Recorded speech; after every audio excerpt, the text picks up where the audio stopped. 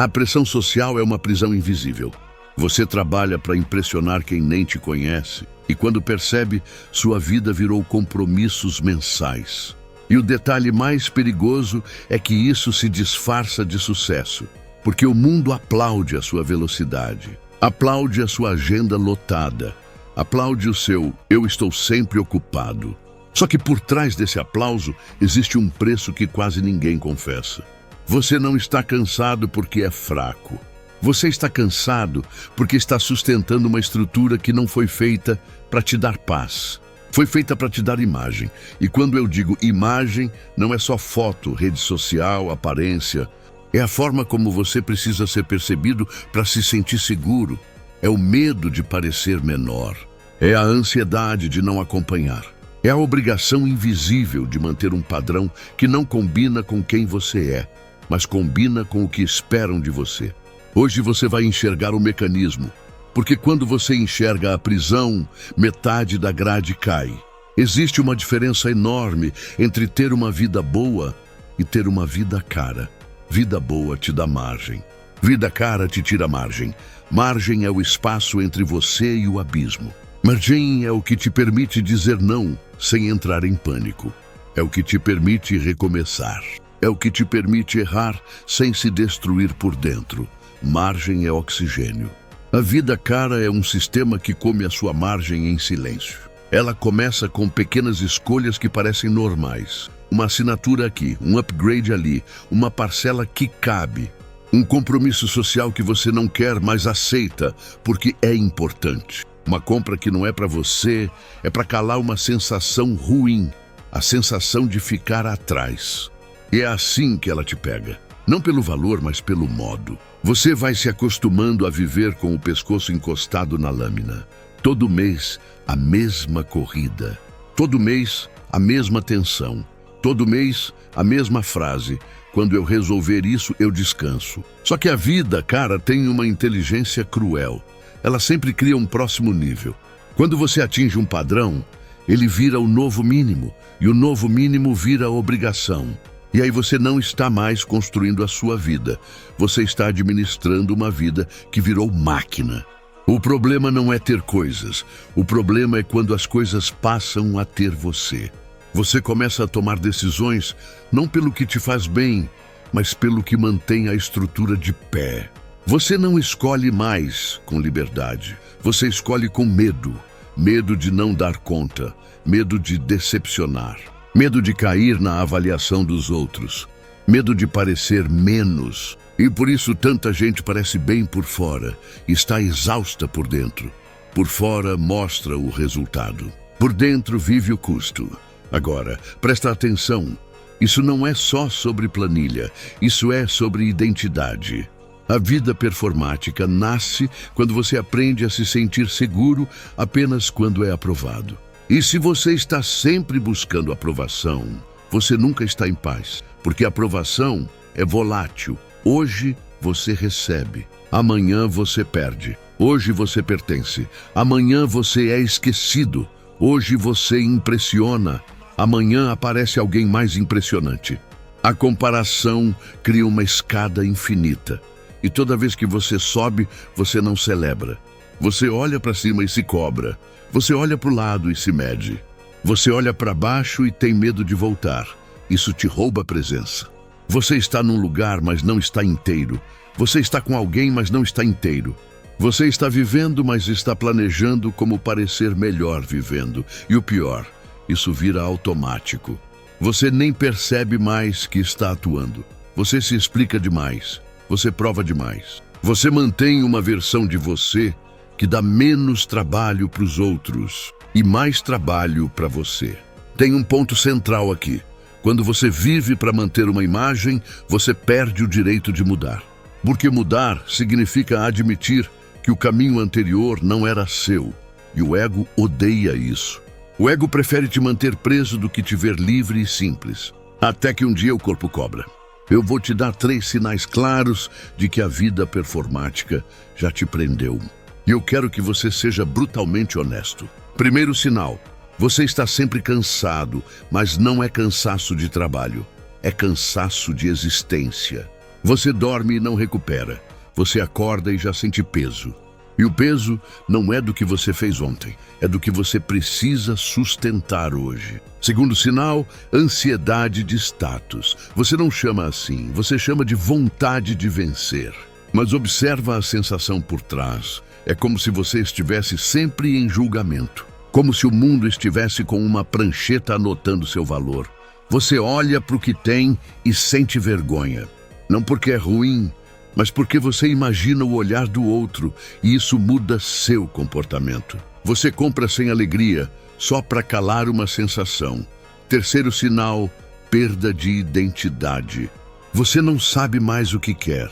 Você só sabe o que precisa manter. Você vive no modo manutenção. Manter o padrão, manter o ritmo, manter o respeito, manter a imagem. E no modo manutenção, a vida perde cor. Porque você não está criando, você está evitando cair. Se você se reconheceu, eu não vou te humilhar, eu vou te dar clareza, porque clareza é o começo da liberdade. Agora vem uma pergunta que separa vida real de performance. O que na sua vida é real e o que é vitrine? E aqui a gente entra na virada. Viver abaixo das suas possibilidades não é viver pequeno, é viver com margem. Margem não é luxo. Margem é oxigênio. Quando todo mês você precisa de um valor exato para não desmoronar, você vira refém. Você aceita o que não aceitaria. Você engole o que te humilha. Você aguenta o que te adoece. E chama isso de fase. A sua prisão não tem grade, tem boleto, tem comparação. Tem medo de cair no julgamento. E tem um personagem eficiente, apresentável, forte, que não pode falhar. Só que personagem não descansa, personagem só mantém. E manter custa caro. Acordar já cansado é um sinal. Você abre o celular antes de escovar os dentes e já vê vidas editadas. Você não chama de inveja. Você chama de normal. Mas algo dentro de você se contrai, como se a vida dissesse, corre. O dia nem começou e você já está atrasado por existir. A vida performática transforma o seu ser em dívida. E você tenta pagar essa dívida com símbolos, objeto, lugar, aparência, postura. Simplificar assusta porque tira o anestésico. Você olha para a vida sem maquiagem. Você fica sozinho com a própria verdade. E percebe que muita coisa que você chama de necessidade é, na verdade, medo. Medo de ser ignorado. Medo de não pertencer. Medo de parecer fraco. Agora eu quero um momento de calma. Não calma de fuga, calma de lucidez. Quando você reduz o custo da sua vida, você aumenta sua capacidade de escolher.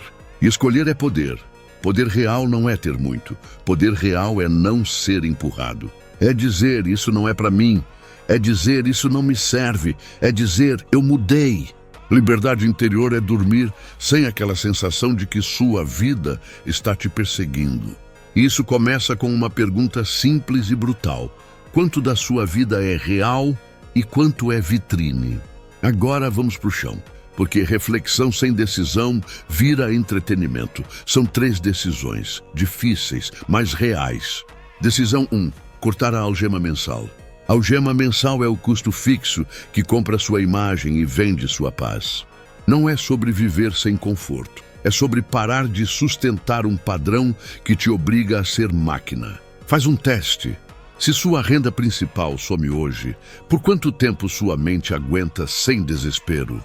Não é sobre pagar tudo, é sobre manter saúde mental. Microhistória. Tem pessoa que compra um carro melhor não porque ama dirigir, mas porque tem medo do olhar do outro. E todo mês ela paga a parcela com uma frase escondida na alma: eu preciso parecer alguém. Ou parcela vira um contrato emocional. Para não perder, ela trabalha mais. Para trabalhar mais, ela dorme menos. Dormindo menos, ela vive irritada. A irritação estraga relações. Relações ruins aumentam a vontade de consumo. E o ciclo fecha. O corte não é contra o objeto, é contra o pacto. Pergunta: isso me serve? Ou me exibe? Isso me liberta? Ou me obriga? Quando você corta uma algema mensal, você não perde status, você ganha ar. Decisão 2. Dizer não para expectativas que te drenam. A maioria não está exausta pelo que faz. Está exausta pelo que aceita. Aceita estar sempre disponível. Aceita responder na hora. Aceita ser o forte. Aceita ser o que resolve. E no fim do dia, está cansado não pelo que fez, mas pelo que carregou. Micro-história. Na família, tem gente que é o responsável desde criança, o que não dá trabalho, o que segura tudo, o que não pode fraquejar. Isso vira um papel. Você cresce e muda de cidade, mas ainda vive como se estivesse pedindo permissão para existir. Quem se irrita com o seu limite se beneficiava da sua falta de limite. Dizer não não é rejeitar o outro, é parar de abandonar você. Decisão 3. Recuperar tempo e mente antes de tentar vencer. Tem gente tentando crescer com a mente em guerra, tentando ganhar sem conseguir respirar, tentando vencer por fora, enquanto por dentro já perdeu. Você já viu alguém conquistar o que queria e continuar inquieto? Porque o problema não era o tamanho da vida, era o vazio que a vida tentava esconder. A ordem é: primeiro espaço interno, depois crescimento consciente. Porque crescer sem espaço interno é aumentar a velocidade do seu desespero. E aqui vai um fecho forte. Viver abaixo das suas possibilidades não é desistir de vencer, é parar de vencer para alguém e começar a construir para você.